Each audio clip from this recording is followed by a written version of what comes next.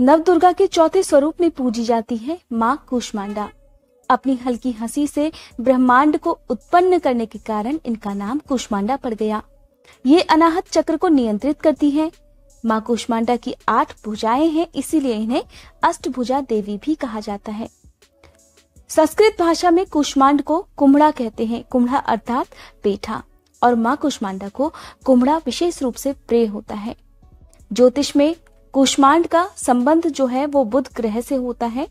इसीलिए अगर आप चाहते हैं आपके जीवन में सुख शांति बनी रहे, किसी प्रकार की कोई बाधा ना आए, तो आपको देवी कूष्मांडा की पूजा विधि विधान से करनी चाहिए।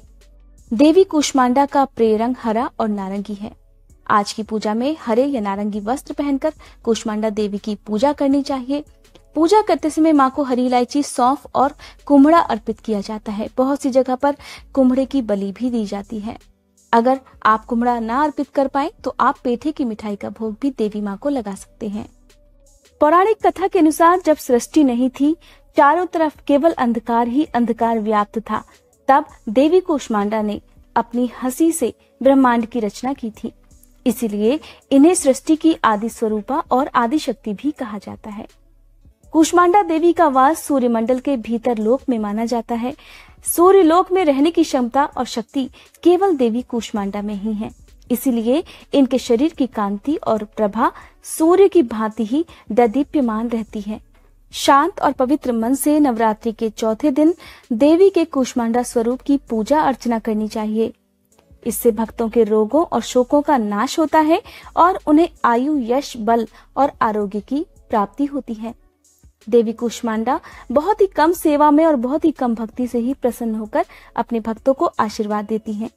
सच्चे मन से पूजा करने वाले को ही मनोवांछित फल की प्राप्ति होती है। अगर कुंडली में सूर्य ग्रह से संबंधित दोष हो तो देवी कूष्मांडा की पूजा करने से सूर्य ग्रह से होने वाली जितनी भी परेशानियां हैं वो दूर हो जाती हैं। साथ ही जिन जातकों की कुंडली में सूर्य नीच भाव में होता है, उन्हें भी देवी कूष्मांडा की पूजा करने से लाभ होता है। देवी कूष्मांडा की पूजा करने से पहले आप हाथ में जल या पुष्प लेकर व्रत का या पूजा करने का संकल्प जरूर लें। कहा जाता है कि संकल्प लेकर की गई पूजा पाठ का फल जल्दी प्राप्त होता है। साथ ही देवी कूष्मांडा को कोई भी फल का भोग आप लगा सकते हैं। अगर संभव हो तो मालपुए का भोग आज के दिन देवी को लगाना चाहिए।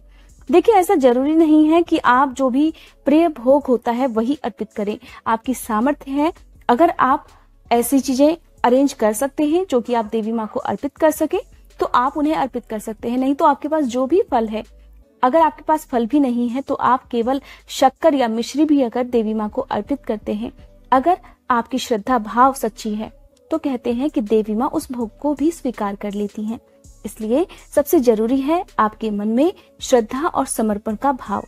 पूजा तो सभी करते हैं, व्रत भी सभी रखते हैं, लेकिन बहुत ही कम भक्त ऐसे होते हैं जो अपने मन को और अपने आचरण को व्रत के सभी दिनों में शुद्ध रख पाते हैं, चाहे वो विचारों की शुद्धता हो या श्रद्धा की शुद्धता हो।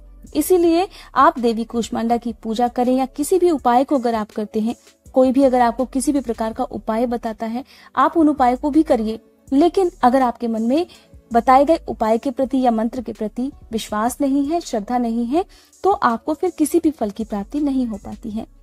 आप जब भी किसी भी देवी की पूजा करें नवरात्रि के दिनों में, खासकर आपको इन्हीं सब बातों से बचने के लिए सबसे आखिर में पूजा करते समय सुबह और शाम क्षमा याचना जरूर करनी चाहिए। अक्सर ऐसा होता है कि हम पूरी तरह से ध्यान पूजा में नहीं लगा पाते, हमारा मन इधर उधर भटक जाता है या हमारे दिमाग में कहीं और के विचार आने लगते हैं, या हम पूजा करते समय किसी मंत्र का सही उच्चारण ना कर पाए हो या हमने कोई गलती कर दी हो। तो इन सभी से क्षमा पाने का एकमात्र रास्ता है कि आप हर दिन नियम से देवी माँ के आगे हाथ जोड़कर कुछ पल के लिए बैठे और इस विशेष क्षमा याचना को जरूर कहें। हे परमेश्वरी, मेरे द्वारा रात दिन सहस्त्रों अपराध होते रहे हैं, अतः आप मुझे अपनी सेवक समझकर कृपा पूर्वक मेरे उन अपराधों को क्षमा करो। न तो मैं आवाहन करना ही जानती हूँ, न विसर्जन करना ही जानती हूँ और न पूजा ही करना जानती हूँ। हे परमेश्वरी, मुझे क्षमा करो। हे सुरेश्वरी, मैंने जो मंत्रहीन, क्रियाहीन और भक्तिहीन पूजन किया है वह सब आपकी दया से पूर्ण हो। सैकड़ों अपराध करके भी भक्त आपकी शरण में आकर केवल जगदम्ब कहकर ही मोक्ष को प्राप्त करते हैं, जिसे ब्रह्मादि देवगण भी पाने में असमर्थ होते हैं। हे जगदम्बिके, मैं अपराधी हूँ, किंतु आपकी शरण में आई हूँ। अतः इस समय मैं दया की पात्र हूँ, तुम जैसा चाहो वैसा करो। अज्ञानवश या बुद्धि भ्रम होने के कारण भूल से जो कुछ भी मैंने कमियां अधिक कर दिया हो, हे देवी, हे परमेश्वरी, सब अपराध क्षमा करो और प्रसन्न हो। हे जगन्माता, हे कामेश्वरी, सच्चिदानंद स्वरूपिणी परमेश्वरी, आप प्रेम पूर्वक मेरी यह पूजा स्वीकार करो और मुझ पर प्रसन्न हो। आप गुप्त से भी गुप्त वस्तु की रक्षा करने वाली हो। आप मेरे किए हुए इस जप को ग्रहण करके मेरे सभी अपराधों को क्षमा करो। हे देवी, हे महेश्वरी, आपकी कृपा से मुझे सिद्धि की प्राप्ति हो।